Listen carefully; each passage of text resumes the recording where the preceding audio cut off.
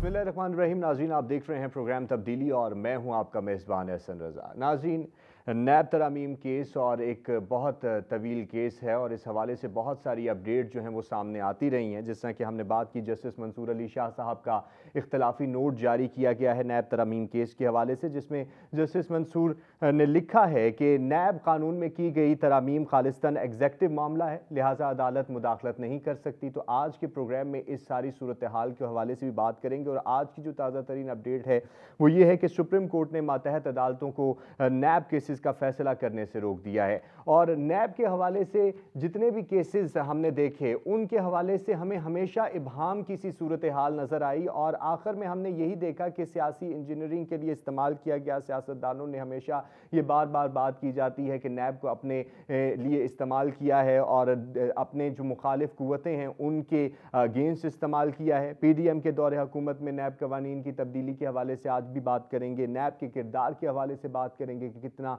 गैर जानिबदाराना किरदार रहा है और ये इदारा जो है गैर जानिबदारी के साथ अपने तमाम फ़राइज़ को सरअंजाम देता रहा है और इसे मज़ीद मौसर किस तरीके से बनाया जा सकता है। और जितनी अदालती कार्रवाइयाँ हो रही हैं और जितने रिमार्क सुप्रीम कोर्ट की जानिब से जारी किए जा रहे हैं, इनमें भी सूरत हाल उस तरीके से वाज़े नहीं हो पा रही जिस तरीके से होना चाहिए। तो इसके ऊपर भी आज के प्रोग्राम में हम बात करेंगे। और नवाज शरीफ साहब जिस तरीके से वापस आए हैं और नैब की तरफ से उनको रिलीफ दिए जा रहे हैं, दीगर जमातों की तरफ से तहफ़्फ़ुज़ात का इजहार भी किया जा रहा है और इसी तमाम सूरत हाल को लेकर लेवल प्लेइंग फील्ड का जो लफ्ज़ है वो बहुत ज़्यादा उसकी बाज़गश हमें सुनाई देती है और वो इतना आम हो चुका है कि अब हर बंदा जो है वो लेवल प्लेइंग फील्ड के गिर्द ही घूम रहा है। तो क्या नैब जिस तरीके से नवाज शरीफ साहब के साथ मामलात को लेकर चल रही है तो कितना फ़ायदा हो सकता है इन तरमीम से नवाज शरीफ साहब को, इस हवाले से भी प्रोग्राम में बात करेंगे। और दूसरा अहम इशू जो है आज के प्रोग्राम का वो ये है कि गैर कानूनी तारकीन वतन से पाकिस्तान से जाने का आज आखिरी दिन है और कल से मुल्कगीर ऑपरेशन भी होगा। पाकिस्तान के लिए ये सारी सूरत हाल कितनी सूदमंद है और हुकूमत का लाहे अमल क्या होगा और जो गैर कानूनी तारकीन वतन यहाँ पर मौजूद हैं, यहाँ पर रहने वाले लोगों के साथ जिस तरीके से वो चल रहे हैं, तो उस हवाले से हुकूमत की हिकमत अमली क्या है, वेरिफिकेशन के हवाले से हुकूमती स्ट्रेटजी क्या है और जियो फेंसिंग के तरीक़ेकार के ऊपर क्या क्या इकदाम मज़ीद मौसर तरीके से किए जाने चाहिए। और अफगान मुहाजिरीन के हवाले से इस बात को बहुत ज़्यादा उजागर किया जा रहा है। अगर पाकिस्तान मुखालिफ कुव्वतों की बात करें और पाकिस्तान मुखालिफ कुव्वतों के प्रोपेगेंडे की बात करें तो उन्होंने इस सारी सूरत हाल को, जबकि पाकिस्तान का मौक़िफ़ यह है कि तारकीन वतन, इस तारकीन वतन के लफ्ज़ में जो कोई भी गैर कानूनी तौर पर यहाँ पे मुकीम है, खाली अफगानिस्तान से उसका ताल्लुक नहीं बल्कि कहीं से भी उसका ताल्लुक है, उसको यहाँ से जाना होगा।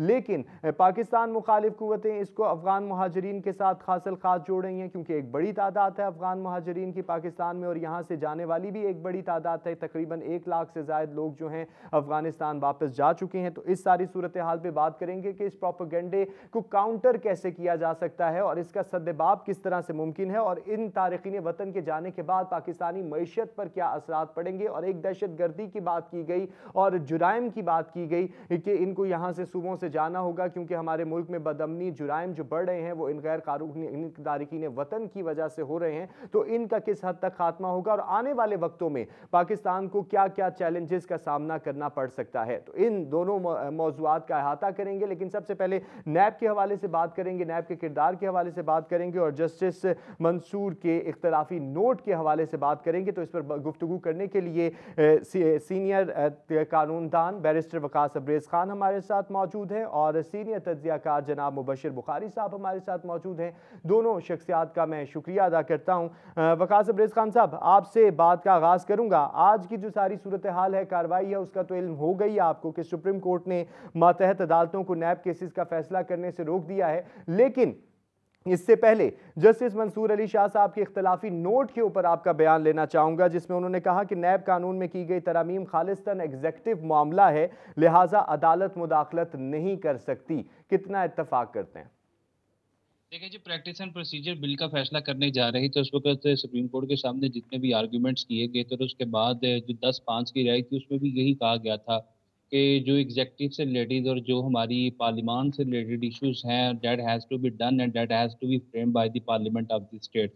तो मैं ये समझता हूँ कि हमारी आइन के अंदर जो कमेटी ऑफ बार की कंसेप्ट मिलता है, एक एश्योरेंस मिलती है कि तीनों इंस्टीट्यूशंस जो हैं, तीनों पीरियड्स जो हैं स्टेट के, पार्लिमान अपनी हदूदों के अंदर काम कर रहे हैं, एग्जीक्यूटिव के अंदर जितने भी इंस्टीट्यूशन आते हैं, लॉ इन्फोर्समेंट एजेंसीज आती है, ब्यूरोक्रेसी आती है, they are entirely independent to do their function independently. तो मैं ये समझता हूँ कि बिल्कुल होना तो इसी तरह चाहिए, लेकिन अनफॉर्चुनेटली हमारे मुल्क के अंदर जिस तरीके से अंधेरी नगरी चौपट राज मचाया जाता है, हल्ले तलल्ले किए जाते हैं, बदनवानियों की हर रोज़ एक नई दास्तान हमारे सामने आती है। तो जो चेक एंड बैलेंस का ड्यू सिस्टम जिसकी गारंटी आईने पाकिस्तान भी देता है, और मोंटेस्क्यू की थ्योरी जो अमेरिका से बरतानिया में चली और दुनिया के तमाम माशरों के अंदर पाई जाती है, वो पाकिस्तान के अंदर भी पाई जाती है आर्टिकल 8 में, जिसमें हमारी जुडिशरी बिल्कुल एक चेक रख सकती है एग्जीक्यूटिव के ऊपर भी, हमारी पार्लियामान के ऊपर भी।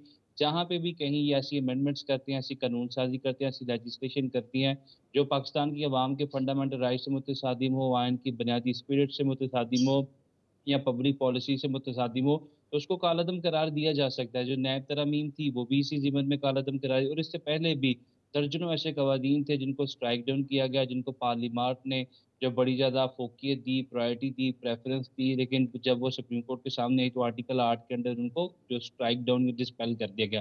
तो जहाँ तक नैब कवानीन या नैब अमेंडमेंट्स की बात है, आपने इंट्रो के अंदर बड़ी ब्रीफली मुफस्सल तरीके से इसके ऊपर रोशनी तो डाल दी। मैं ये समझता हूँ कि नैब का दायरा, इसके बारे में मैं क्या अपनी राय दूँ या आप क्या राय दें या बुहारी साहब क्या राय दें, इसमें तो सुप्रीम कोर्ट की जो आला हमारी सबसे अदालतें हैं, उसके अंदर आपको जस्टिस मकबूल बाकर की 87 पेजेज़ की जजमेंट याद होगी, मंसूर अली शाह की जजमेंट याद होगी।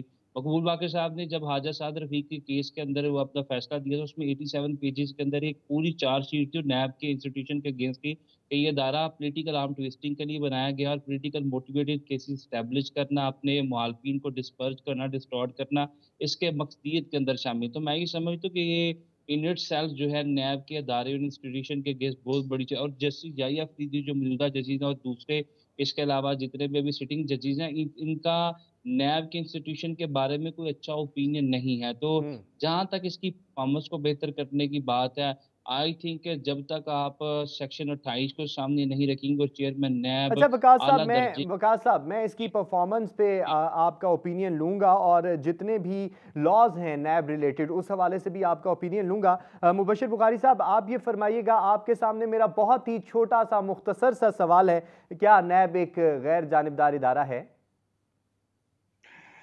पाकिस्तान में देखिए, एहतसाब के नाम पे जो 50 से होता रहा है उसमें सारा कुछ जो था वो पॉलिटिकल विक्टिमाइजेशन के लिए ही होता रहा है।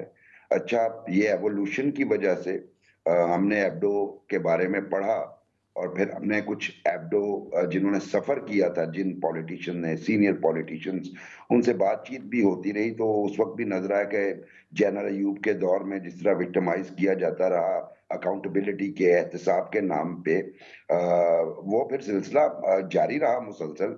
लेकिन अगर आप नैब की तरफ देखें तो देखिए, नैब निकली थी एक एहतसाब कमीशन, रेडको सेल हुआ करता था, जिसको बाद में एहतसाब कमीशन बना दिया मियां नवाज शरीफ साहब की गवर्नमेंट ने। ये गालिबन 98-99 की बात है।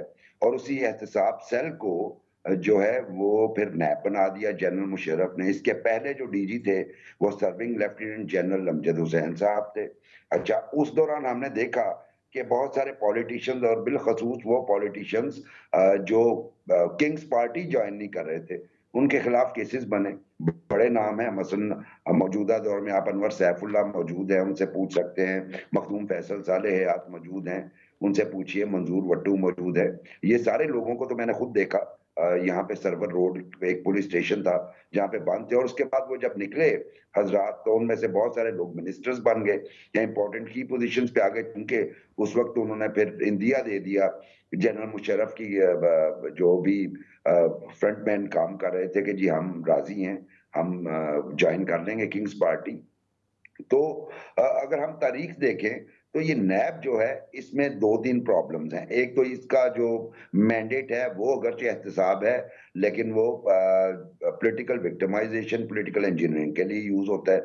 दूसरा, जो नैब के हवाले से बैरिस्टर तबरेज साहब ने जो फरमाया, इतने जजेस की तो अपनी जगह पे ऑब्जर्वेशंस हैं, लेकिन जो थोड़ी बहुत हमने कवरेज की माजी में भी और आज भी, तो उससे यही लगता है कि जो कैपेबिलिटी नहीं है नैब में ऐसी कि वो अकाउंटेबिलिटी कर सके। तीसरी बात ये कि पाकिस्तान की बदकिस्मती ये है कि पाकिस्तान में करप्शन को वो ऑर्गेनाइजेशन इंस्टीट्यूशंस प्रोब कर रहे होते हैं जिनके अपनी क्रीडेंशियल्स जो हैं उस पर बहुत बड़ा क्वेश्चन मार्क है। मसलन मैं अगर बात करूं नैब की, तो नैब में तो है एलिजिबिलिटी का भी मसला है, कैपेबिलिटी का भी मसला है, इनकी कैपेसिटी बिल्डिंग होनी चाहिए। इसको अगर रखना ही है, वैसे तो मेरे ख्याल में ये नेशनल एक्सचेकर पे, कौमी खजाने पे एक बर्डन है, लेकिन बहुत मजबूरी है अगर आपने रखना है तो कम से कम इसको मेरा ख्याल है कि रीऑर्गेनाइज करें और कैपेसिटी बिल्डिंग करें ताकि ये बेटर डिलीवर कर सके।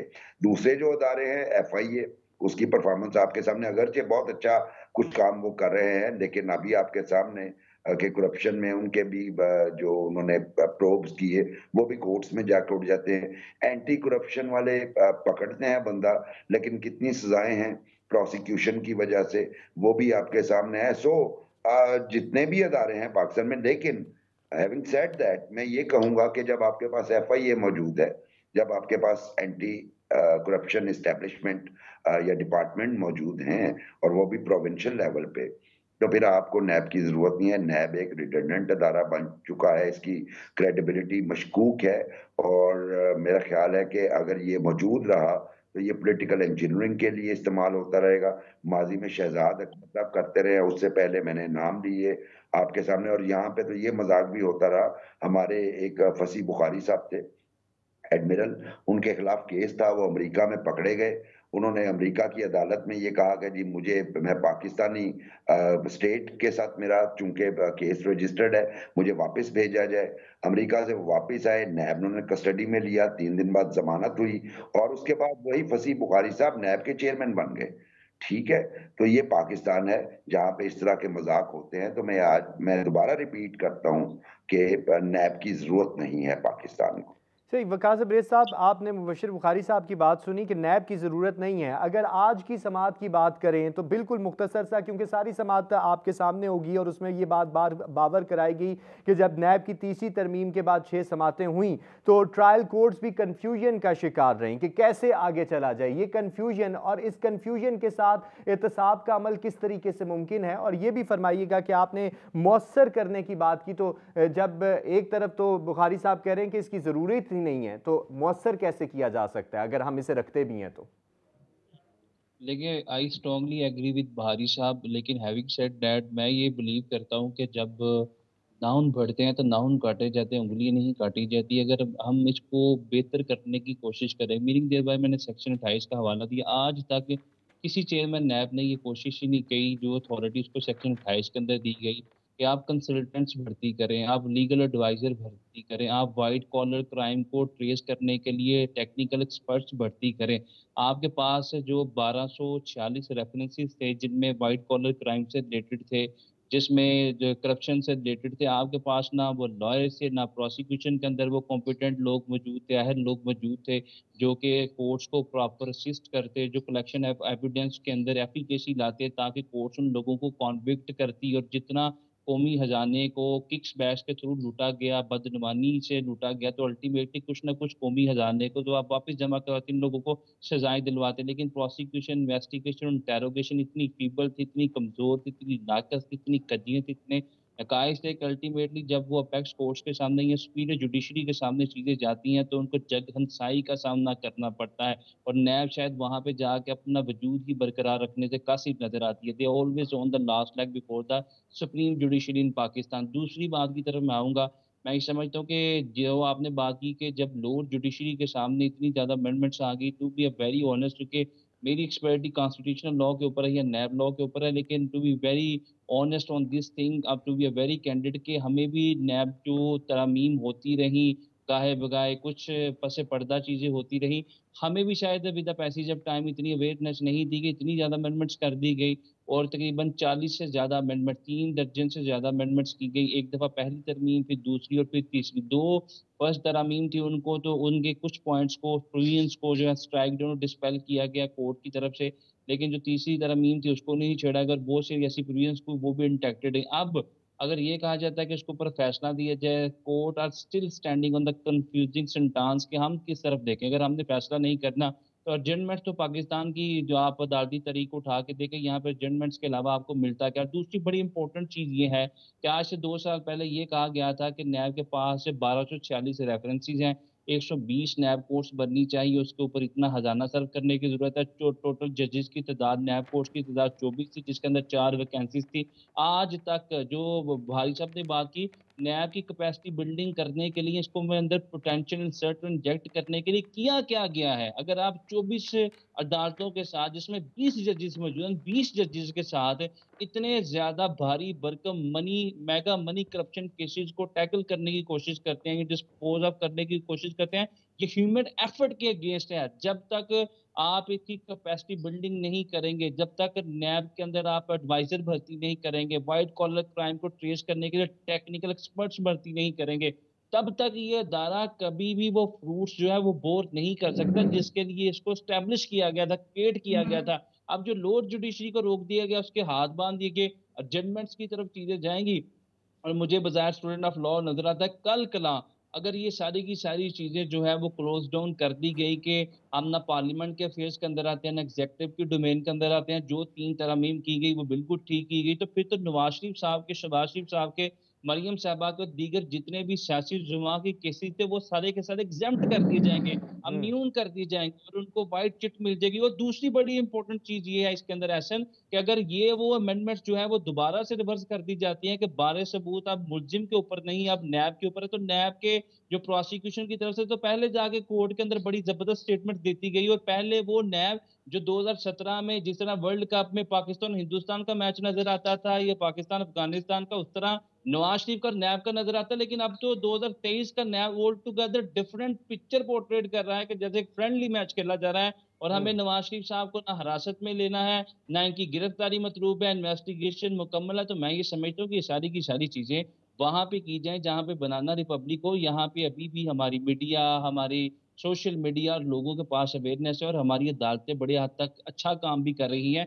अगर ये सारी की सारी चीजें देखी जाए इन नटशल, अगर ये तरमीम रिवर्स कर दी गई, क्या आपको वक्ती तौर पे फैसला करने से रोक दिया गया, इंडिकेशन तो यही दी जा रही है कि आप इसके मुताबिक फैसला ना करें, कोई परसेप्शन ना बने, कोई नैरेटिव ना बने, कोई प्रोस्पेक्टिव ना बने। और कल कला अगर ये सारी चीजें जो रिवर्स कर दी जाती हैं, जो उमर अता बंदियाल साहब ने डिस्पेल की थी, तो अल्टीमेटली इन तमाम के तमाम सियासतदानों के जो 481 रेफरेंस थे, जिसमें 461 वापस किए गए थे, वो सारे के सारे रिवर्स हो जाएंगे और इनके केसेस एक दफा इधर से निकले, आंख हो जल, पहाड़ हो जल, फिर पाकिस्तान की अवाम वक्त गुजरने के साथ साथ बड़े बड़े इनके जख्म भी भर जाते हैं और बड़ी बड़ी चीजें भी इनको भूल जाती हैं। सही। वकास साहब, आपने नवाज शरीफ साहब के केसेस के हवाले से बात की, इस पे मैं पॉइंट लेता हूं आपसे। बुखारी साहब फरमाइएगा, सियासतदानों ने जिस तरीके से नैब तरामीम की हैं, तो नैब तरामीम को लेकर सियासतदानों का रवैया आप कितना संजीदा देखते हैं? क्योंकि अगर सूरत हाल को देखा जाए और पूरी लंबी एक तारीख है नैब के हवाले से, और जिस तरीके से नैब को क्रिटिसिज्म सियासतदानों की जानिब से किया जाता है और फिर खुद ही तरामीम भी की जाती हैं, और हमेशा पॉलिटिकली इंजीनियरिंग का इदारा बना के पेश कर दिया गया है इस नैब के इदारे को। मैंने माजी में एक केस बहुत क्लोजली मॉनिटर किया था, वो था मखदूम फैसल सालेह हयात का केस। मखदूम साहब ने बैंक से लोन लिया और जी। बैंक को जो लोन लिया वो वापस भी किया, करना शुरू कर दिया इंस्टॉलमेंट्स में, उसके बावजूद उनके खिलाफ रेफरेंस बन गया। और उसके बाद बैंक के साथ उनकी सेटलमेंट भी होगी जी, इतने अरसे में मैं इतने पैसे वापस करूंगा, यानी वो जो असल ज़र उनके खिलाफ था उससे ज्यादा अमाउंट वो पे भी कर रहे थे। सेटलमेंट हो गई।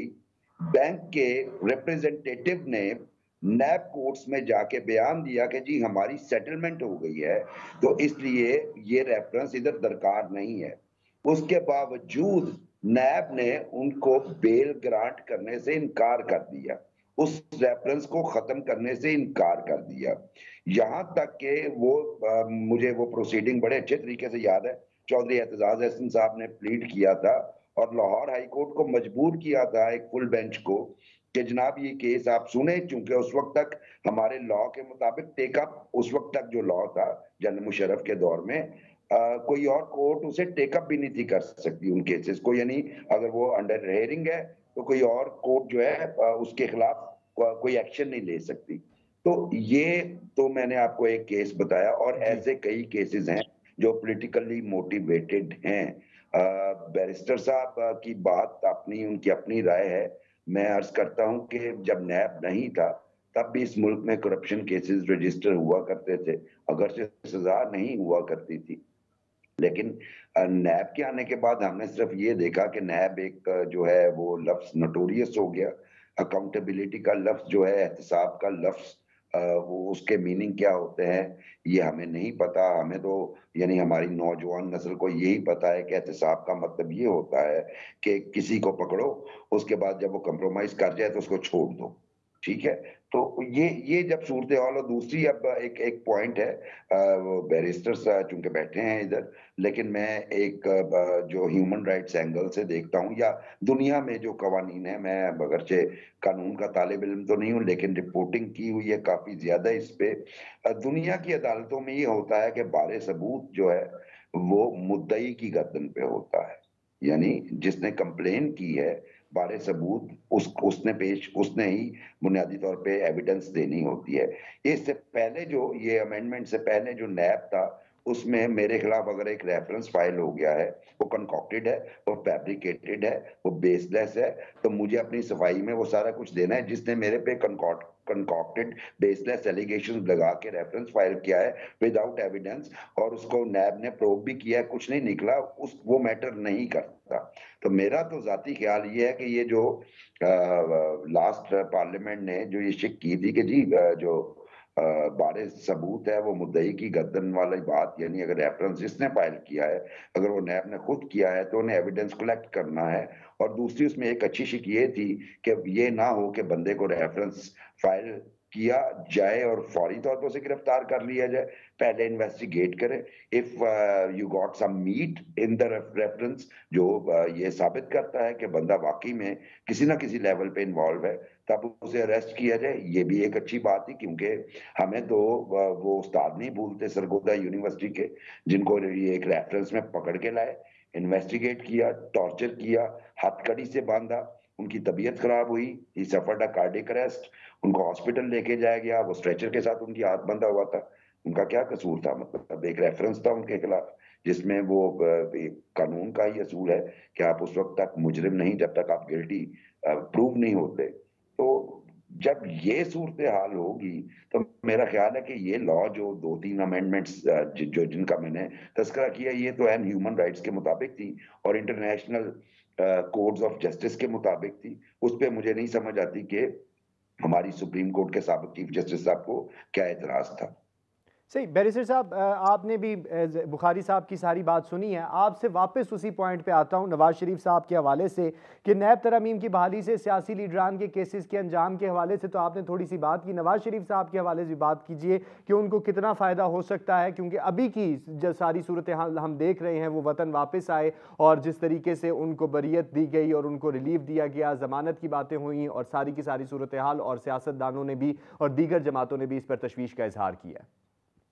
देखिए जी, कमिंग टू ये जो बारिश साहब ने बात की, पहले मुख्तसर से उसका जवाब देता हूँ। देखिए, पूरी दुनिया के अंदर बिल्कुल इसी तरह सिस्टम है कि जब तक किसी शख्स के पास इस पे इल्ज़ाम लगाया, कोई एक्विजिशन या एलिगेशन इम्पोज किया गया है, आपके पास अगर कोई टेंजिबल, प्लाजिबल या कंक्रीट एविडेंस नहीं है, इंक्रीमेटिंग एविडेंस नहीं है, तो शख्स को आप हिरासत में न ले।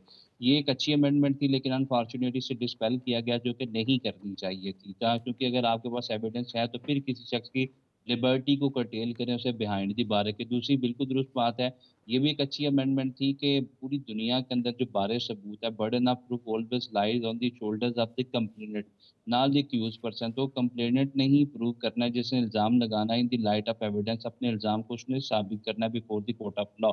ये भी एक अच्छी चीज़ थी जो कि इसके अंदर की गई। अच्छा, इस अच्छी चीज़ का अब नवाज शरीफ साहब के केस को मैं कनेक्ट करके आपको बताता हूँ कि यहाँ पे इस अच्छी चीज़ का पाकिस्तान के लीगल सिस्टम में और ख़ास तौर पे नैब में बहुत ज़्यादा प्रॉब्लम फेस करनी पड़ती थी और पॉलिटिकल छुटकी का भी सामना करना पड़ा। कैसे? देखिए, अगर यही चीज़ जो रिवर्स कर दी जाती कि अब नवाज शरीफ साहब ने नहीं प्रूव करना बल्कि नैब ने प्रूव करनी है ये सारी चीज़ें, और नैब जब नैब को हाई कोर्ट के सामने पेश होना पड़ेगा और अदालतें उनको पूछेंगी कि आपके जो एविडेंसेस हैं या ये करैबोरेट करते हैं या ये जो इनके अंदर इंक्रीमेटिंग मटीरियल है, अगर नैब का दायरा जाके ये बयान दे देता है कि अगर नवाज शरीफ साहब को आप बाइज्जत बरी कर देते हैं तो हमें इस चीज़ में किसी किस्म की कोई ऑब्जेक्शन नहीं है, कोई इतराज़ नहीं है। तो कोर्ट ने तो जिस चीज़ पे कन्विक्ट करना on the relying of the evidence of the law enforcement agency, और लॉ एनफोर्समेंट एजेंसी नैब है। तो मैं ये समझता हूँ कि अगर ये सारी तरामीम जो है वो रिवर्स होती हैं, कालादम होती हैं, जिसे चीफ जस्टिस ऑफ साबिक चीफ जस्टिस ने जो है वो डिस्पेल किया था या स्ट्राइक डाउन किया था, तो अल्टीमेटली ये सारी चीज़ें नवाज शरीफ साहब को हेल्प आउट करेंगे, क्योंकि यही वो लॉ एनफोर्समेंट एजेंसीज हैं जिन्होंने सारी की सारी कहीं न कहीं सहूलतकारी की, कम की या ज़्यादा की, whatsoever to a greater extent और to some extent.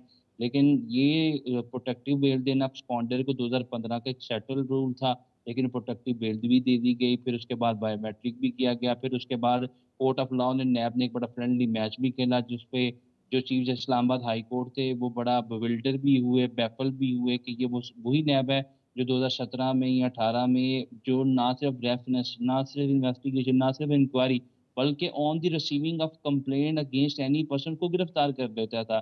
Charge study से पीछे जाके भी डाउट्स और डेंट्स की बेसिस के ऊपर, किसी शकूक व शुबहात की बेसिस पे, मीनिंग देयर बाय कि किसी भी पॉलिटिकल शख्स के कहने के ऊपर किसी दूसरे पॉलिटिकल हरीफ को सही, गिरफ्तार कर देता। तो आज बहुत शुक्रिया वकास अब्रेज़ खान साहब, आपका नैब तरमीम के हवाले से आपकी कानूनी राय जो है वो आ चुकी है, क्योंकि ब्रेक पर जाना है और एक नए मौजू के साथ हम वापस आएंगे और जावेद राना साहब माहिर बैनुल-अक़वामी उमूर हैं वो हमें ज्वाइन करेंगे, जबकि मुबशर बुखारी साहब भी मज़ीद इसके हवाले से बात करेंगे, यानी कि गैर कानूनी मुकीम अफराद का पाकिस्तान से जाने का आज आखिरी दिन है, इसके क्या कॉन्सिक्वेंसेज हो सकते हैं और क्या सूरत हाल है और पाकिस्तान के लिए कितना सूदमंद है, इस हवाले से बात करेंगे, तो हमारे साथ रहिएगा। नाज़रीन, पाकिस्तान में मुकीम गैर कानूनी तारिकीन वतन के मुल्क छोड़ने का आज आखिरी दिन है, इस हवाले से अब गुफ्तगू का सिलसिला जारी करेंगे। अफ़गान शहरियों की वतन वापसी का सिलसिला भी जारी है और बहुत बड़ी तादाद में लोगों का इनखला हो रहा है, लेकिन इस सारी सूरत हाल में गैर कानूनी तारिकीन वतन से मुराद सिर्फ अफ़गान मुहाजिरीन नहीं हैं, बल्कि जो गैर कानूनी तौर पर पाकिस्तान में रह रहे हैं, जिस भी मुल्क से उनका ताल्लुक़ है,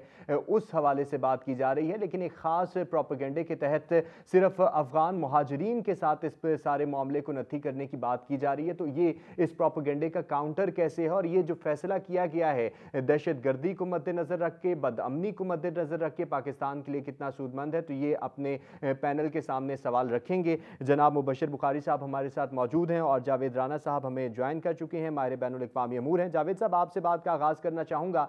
सर फरमाइएगा, गैर कानूनी मुकीम अफराद के पाकिस्तान छोड़ने का आज आखिरी दिन है, कल से मुल्क गिर ऑपरेशन की बात की गई थी और डेफिनेटली होगा, इस सारी सूरत हाल को कितना सूदमंद देखते हैं पाकिस्तान के लिए, पाकिस्तान के इस फैसले को? अच्छा, पहली बात जो आपने की, देखिए अगर मेजॉरिटी 96-97% जो गैर कानूनी लोग रह रहे हैं तो अफ़गानी हैं, तो लोग अफ़गानियों के बारे में बात करेंगे, वो दूसरे मुल्कों के शहरियों के बारे में बात नहीं करेंगे।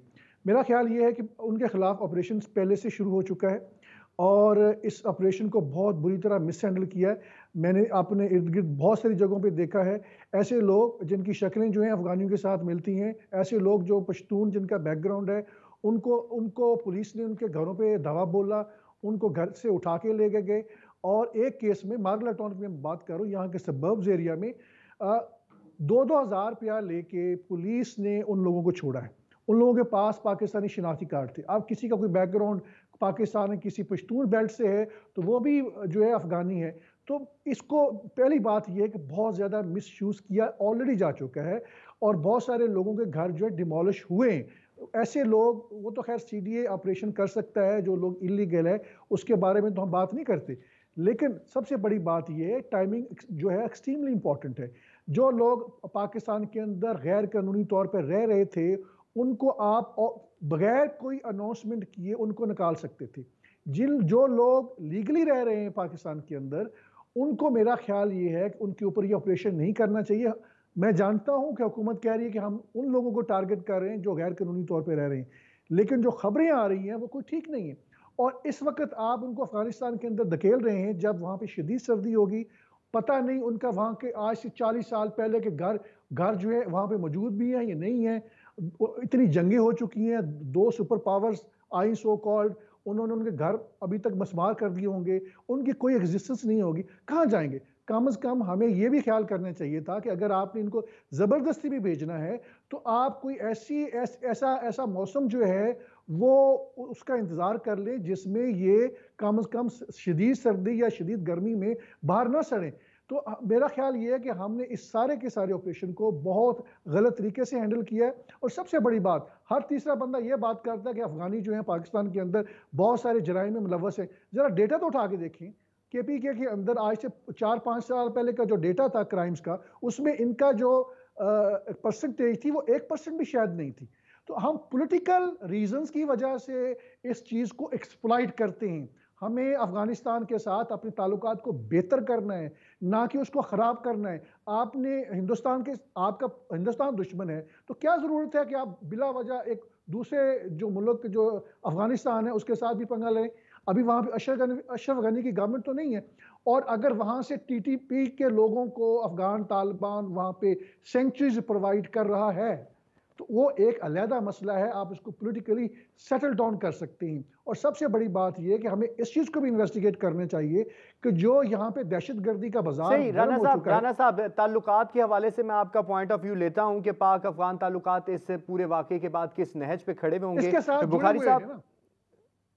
बुखारी साहब, ये फरमाइएगा, गैर कानूनी मकीम अफराद के इनखला से हुकूमत को मजीद किन चैलेंजेस का सामना करना पड़ सकता है? क्योंकि अगर इस सारी सूरत हाल को देखें तो ये बहुत बड़ा इनिशिएटिव था, जिसके ऊपर से, जिस तरह अभी आपने राना साहब की बात भी सुनी, बहुत सी तनकीद का सामना भी करना पड़ा, लेकिन ये इनिशिएटिव लिया गया। देखिए, मसला ये है कि इस पे अगर हम इंसानी बुनियादों पे देखें तो दुख तो होता है, लेकिन वही बात कि किन हालात में जब वो आए थे तो हमने तो बड़े वो गेट खोले हुए थे। आज भी वैसे अगर आप देखें तो चमन बॉर्डर से रोज 30,000 लोग इधर आते हैं, इधर से 30,000 40,000 लोग उधर जाते हैं बाय फुट। ठीक है, तो मतलब उस जब ये सारे लोग इधर आना हुए, कोई चेक एंड बैलेंस ही नहीं रखा। और फिर इन लोगों ने, मतलब हमारे भाई हैं, लेकिन इन्होंने यहाँ पे अंडरहैंड तरीके से, और हमारे जो शनाख्ती कार्ड बनाने वाले अदारे हैं उन्होंने भी, मतलब पुराने वक्तों में जब 2000 से पहले तो वो बाई हैंड भी बना करते थे, तो उन्होंने भी काफी ज्यादा इसमें इनकी मुआवनत की कि ये पाकिस्तानी नेशनलिटी ले लें। तो तादाद जो है, सबसे बड़ी पहली बात तो ये कि तादाद के मामले में ही कंट्रोवर्सी है। जी। जो क्लेम किया जाता है जी 27 से 30 लाख हैं टोटल, जिनमें से बहुत सारे गैर कानूनी हैं। मेरा ख्याल है तादाद इससे कहीं ज्यादा है। अच्छा, मैं आपको कल की बात है, जहां चकजई साहब ने बताया कि जी बलूचिस्तान से 25,000 जो हैं अफगान फैमिलीज जो हैं, वो 25,000 लोग उनके वो क्रॉस किया है उन्होंने चमन बॉर्डर से, उधर चले गए और रजाकाराना तरीके से। अब पंजाब की आपको मैं बड़ी मजे की जो स्टैटिस्टिक्स हमारे पंजाब होम डिपार्टमेंट ने 3-4 दिन पहले जारी किए थे, उसके मुताबिक पंजाब में जो टोटल अफगान महाजरीन हैं उनकी तादाद 1,74,000 है। अनबिलीवेबल। जी। ठीक है, बहुत, मेरा ख्याल पीनट बता रहे हैं। अच्छा, उसमें से जो उन्होंने इलीगल जो रेजिडेंट है या इमिग्रेंट जिसे हम बोलते हैं, जब उनको किया तो परसों तक उनकी तादाद यानी 99,000 को उन्होंने स्क्रीन किया, और उनमें से 33,000 जो है वो गैर कानूनी निकले। अब उन 33,000 को उन्होंने तकरीबन राउंड अप कर लिया, और हुकूमत के मुताबिक जी 36 डिस्ट्रिक्ट्स में सेंटर्स बनाए गए हैं। कल के बाद उन्हें वहां मूव करना शुरू कर दिया जाएगा, वहां से वो अफगानिस्तान रवाना कर देंगे। ये तरीकाकार पे भी एतराज है, लेकिन मेरा ख्याल है कि वो जो हमने एस्टिमेट्स लगाए हुए हैं ना, वो तो बहुत ही गलत है। मैं चूंकि पूरा पाकिस्तान तकरीबन घूम चुका हूँ, और मैं आपको लाहौर की अगर बात करूं तो हमारे इर्द गिर्द जो हैं, ये लाहौर के रिंग रोड के इर्द गिर्द आपको बहुत ज्यादा बस्तियां नजर आएंगी, जिसमें हमारे पश्तून भाई भी रहते हैं और अफगान भाई भी रहते हैं। और वो जो अफगान भाई भी उधर रहते हैं, जो हमारे सामने उधर सेटल हुए, वो अब नेशनल आईडी कार्ड होल्डर्स हैं, और उनकी अगली 2 जनरेशन भी जवान हो गई हैं। तो अब वो तो अब पार्ट एंड पार्सल हो गए। तीसरी जो सबसे अहम बात, ये क्यों लेना पड़ा ये स्टेप, उसमें एक बात तो टेररिज्म वाली थी, लेकिन एक चीज है क्राइम रेट। मैं लाहौर की अगर आपको बात करूं तो लाहौर में रॉबरीज की एवरेज बहुत ज्यादा, स्ट्रीट क्राइम बहुत ज्यादा बढ़ रहा है। अच्छा, सिर्फ ये पंजाब के लाहौर की बात नहीं, पंजाब के दूसरे डिस्ट्रिक्ट्स में भी। और अगर आप यही बात करें कराची, यानी जो बड़े सिटीज हैं, आप राना साहब आपको इस्लामाबाद के हवाले से बताएंगे, तो जो गैंग्स ट्रेस होते हैं, पकड़े जाते हैं, तो उनमें से मोस्टली जो हैं वो अनफॉर्चुनेटली अफगान नेशनल होते हैं, और उनमें से भी बहुत सारे ऐसे होते हैं जो यहाँ पे आ जाते हैं और जिनके पास कोई नेशनैलिटी का सबूत नहीं है। तो ये सूरत हाल है जिसकी बुनियाद पे गवर्नमेंट को ये कड़वा घूंट जो है वो पीना पड़ा। लेकिन अगर अच्छा होता कि पार्लियामेंट ये डिसीजन करती, तो शायद ये डिसीजन इतना ज़्यादा कंट्रोवर्शियल ना होता, जैसे राणा साहब फरमा रहे हैं कि पहले प्लान करती और पूरी कौम को एतमाद में लेती, क्योंकि अब तो रिश्तेदारियां भी हो गई हुई हैं। तो ये सारे मामला जो हैं, मेरा ख्याल है कि इससे थोड़ा सा अनरेस्ट इसलिए क्रिएट होगा कि देखिए, बलूचिस्तान और केपी दोनों पे इधर पश्तून स्पीकिंग लोग हैं, उधर पश्तून स्पीकिंग लोगों के साथ रिश्तेदारियां हैं। और अभी परसों एक अनटूवर्ड इंसिडेंट हुआ, यहाँ से एक फैमिली, 25 फैमिली, सॉरी नॉट एक, रजाकाराना तौर पे वो 22 व्हीलर में जा रही थी, जो अटक के करीब हादसा हुआ। उनका वो ट्रेलर जो है वो उलट गया, दो, एक खातून और एक साहब जो हैं वो जाँ बहक हो गए, 25 के करीब जख्मी हैं। तो मतलब उस पे भी गम गुस्सा पाया जा रहा है हमारे जो अफगान भाई हैं या पश्तून भाई हैं।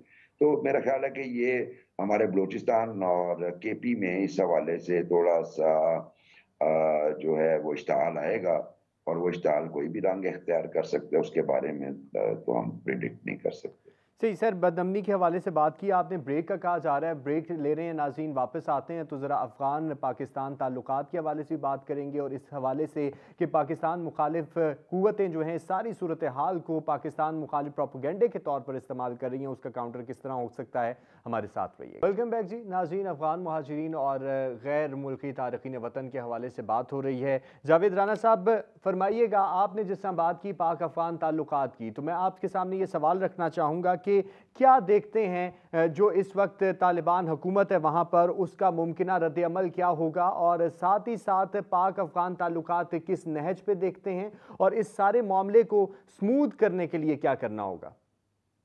देखिए, हमारे ताल्लुकात अफ़गान तालिबान गवर्नमेंट से पहले ही ख़राब हैं।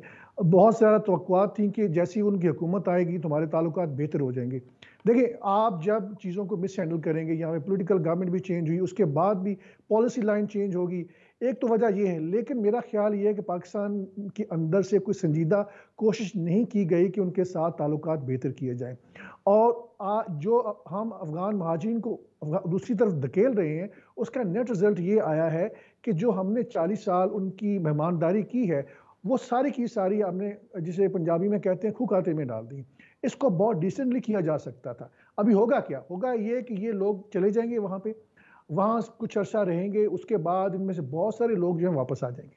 और अभी जो ऑपरेशन लॉन्च हो रहा है, क्योंकि पूरा आपके केपीके के अंदर हमारे जितने भी सेकुलर पॉलिटिकल ग्रुप्स हैं, और जनरली जो परसेप्शन ये है, वो बड़ी नेगेटिव परसेप्शन है इस फैसले के ऊपर, क्योंकि वो लोग जो हैं अफ़गान एथनिकली और रिलीजियसली, चूंकि इनमें कोई फ़र्क नहीं नज़र आता, आप इनको डिस्टिंक्ट नहीं कर पाते।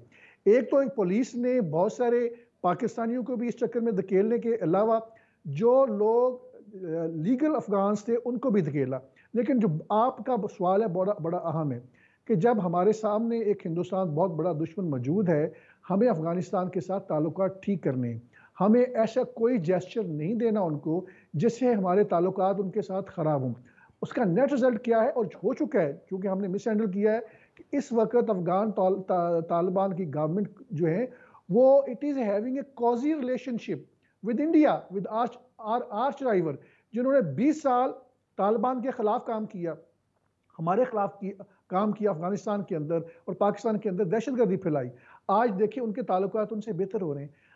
It is a political failure in our decision making. हम इन सारी चीज़ों को मिस हैंडल कर रहे हैं। यही काम बड़ी आसानी से हो सकता था। आप यूएनएससी के साथ कोऑर्डिनेट करें कि पहले ये डिटरमिन किया जाए कि अफगानिस्तान के किस जगह में ये लोग जाएंगे, किस जगह ये रहेंगे। और अगर आप ऐसा नहीं करेंगे, जो हमने नहीं किया, तो नेट रिजल्ट ये है कि अगर तो आप सर्दियों में जा रहे हैं, बेचारे सर्दी में मर जाएंगे। और दूसरी बात ये कि इनमें से बहुत सारे लोग जब वापस आ जाएंगे कुछ अरसे बाद, हमारे पास और बहुत सारे पॉलिटिकल इश्यूज आ जाएंगे, इलेक्शन आ रहा है, हम ये चीज़ें भूल जाएंगे और ये लोग वापस दोबारा पाकिस्तान के अंदर आ जाएंगे। तो मेरा ख्याल ये है कि ऐसी पॉलिसी जिसने बैकफायर करना है और जिसके ह्यूमैनिटेरियन ग्राउंड्स के ऊपर भी बहुत क्रिटिकल क्वेश्चन है, और ऐसी पॉलिसी जिसको अगर आप एथनिक ग्राउंड्स पे देखें कि जो हमारी पश्तून पॉपुलेशन है जो कि बहुत ही अहम और क्रिटिकल रोल प्ले करती है पाकिस्तान के अंदर, उनके अंदर जनरली एक बहुत ज़्यादा रिजेंटमेंट पाई जाती है इस फैसले के बाद। तो हमें ये ऐसा कोई पॉलिसी इनिशिएटिव नहीं लेना चाहिए जिससे अफ़गान तालिबान की हुकूमत जो है नाराज़ हो, हमारी जो अपनी अफ़गान जो पश्तून पॉपुलेशन है उनके अंदर एक नेगेटिव परसेप्शन डेवलप हो। सही, आपने सर नेगेटिव परसेप्शन की डेवलपमेंट की बात की, प्रोपेगेंडे के तौर पे भी इसको यूटिलाइज़ किया जा रहा है। बुखारी साहब फरमाइएगा, मुल्की जुराइम के हवाले से आपने कहा, जैसा लाहौर के अंदर होने वाले जुराइम हैं उनके हवाले से भी आपने बात की। सर, इस सारे मामले के बाद आपको क्या लगता है कि तारिकीन वतन की वापसी के बाद मुल्क में होने वाली दहशतगर्दी, मुल्क में होने वाले मुल्की जुराइम और बदअमनी के जो वाक़यात हैं उसमें किस हद तक कमी वाक़ई होगी? जी देखिए, ये तो वंस ये इसको तो मेजर किया जाएगा जब ये एक दफे प्रोसेस हो जाएगा, फिर देखेंगे कि इसका इम्पैक्ट हुआ है या नहीं हुआ। लेकिन राणा साहब ने एक बात बड़ी इंपॉर्टेंट की है, वो ये कि ये लोग वापस आ जाएंगे, और मुझे भी यही लगता है। उसकी बुनियादी वजह ये है कि हमारा जो बॉर्डर है अफगानिस्तान के साथ, बलूचिस्तान साइड से या केपी साइड से, वहां पे इतनी विजिलेंस नहीं है जितनी होनी चाहिए। और मैं चूंकि गवाह हूँ कुछ चीजों का कि नहीं, वो विजिलेंट नहीं है, और उस वजह से ये स्नीक इन भी करेंगे, वापस भी आएंगे, और यही कारोबार होगा। सबसे पहले तो हमें अपनी बॉर्डर विजिलेंस को इंक्रीज करना होगा बलूचिस्तान और यानी अच्छा होता कि अगर आप उसे विजिलेंट करते और उसके बाद ये अगर आप अमल करते, और वही जो राणा साहब ने फरमाया कि यूएनसीएचआर को कॉन्फिडेंस में लेते, चीजों को सेटल उस तरीके से करते। तो लेकिन जो एक बात उन्होंने फरमाई कि तालिबान के हवाले से, मेरा ख्याल है कि अब हमें ये वो मौका है कि हमें किसी को खुश नहीं करना, किसी को नाराज नहीं करना, हमने अपने मुल्क को ठीक करना है। हम एक सेंचुरी बन गए, हमारे पे बड़े इल्जामात लगे कि हमारी सॉइल यूज हो रही है दहशतगर्दी के लिए, और उसमें बहुत सारे ग्रुप्स ऐसे थे जिनके ट्रेनिंग कैंप्स जो हैं वो अफगानिस्तान में मौजूद थे।